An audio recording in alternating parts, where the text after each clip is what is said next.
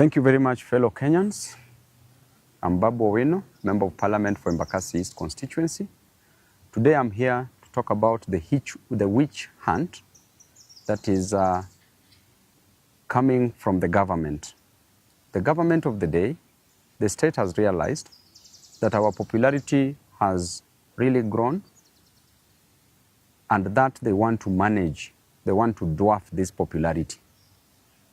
They have approached Babu Owino on several occasions so that Babu can work with government, but Babu has refused and has said clearly that he wants to work for Kenyans, and that if the government was offering services to citizens, the services that were promised during the campaign periods, if they were working, if the cost of living was reduced, if taxes were reduced, if there were jobs for Kenyan citizens, if the health sector was working, if education sector was working, then Babu Owino would not have any business opposing the government.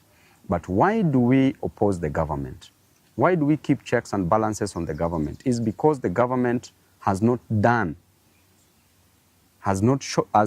shown any effort to solve these issues of concern that I am raising. And therefore, because of that reason, there is a meeting that was held last week, a meeting that involved serious stakeholders in this country, and they were asking how Babu Owino can be put down, how Babu Owino can be managed. Some proposed that Babu Owino should be approached, bought, bribed, so that he can support the government. Some came with an idea that Babu Owino should be dealt with perpendicularly, that they should send the Ethics and Anti-Corruption Commission to our offices to come and besmirch the good name of Babu Owino. And therefore, I was reliably informed, information from very serious sources, that this week EACC was to come visit us at our offices in Donholm, Greenspan Mall, 2nd floor. If not this week, then next week they are to come, or any other time that they will deem fit. And the intention is very clear, that we need to put Babu down. We need to tell the public that there are corruption allegations in Embakasi East office. And I want to tell you clearly that the Auditor General produced a report for all the constituencies, the 290 constituencies in this country. And the lady, you know how she works, she can't be bribed. If the government cannot bribe her, then Babu Owino automatically cannot bribe this lady, and she's been doing a great job. And the report was clear, and I want to read to Kenyans this report from the Auditor General. I want to go to the conclusion because this is a public document. Report on lawfulness and effectiveness in use of public resources. Conclusion. As required by Article 229, Sub-Article 6 of the Constitution, based on the audit procedures performed, except for the matter described in the basis for conclusion on lawfulness and effectiveness in use of public resources section of my report, I confirm that nothing else has come to my attention to cause me, the Auditor General, to believe that public resources have not been applied lawfully and in an effective way. If this report came from the Auditor General and it is a public document, then why does the government want to use EACC to come and intimidate Babu Owino? I want to tell the EACC that you are an independent body. Do not get involved in this politics. And by the way, the office is very open. Anytime you want to know about any project in Embakasi's constituency, we have done all the projects that we advertised in Embakasi's constituency. And there is a clear procedure on how the tenders are awarded in any public office. All the procedures as confirmed by the funds manager, as confirmed that all the procedures were followed. There is no any conflict of interest.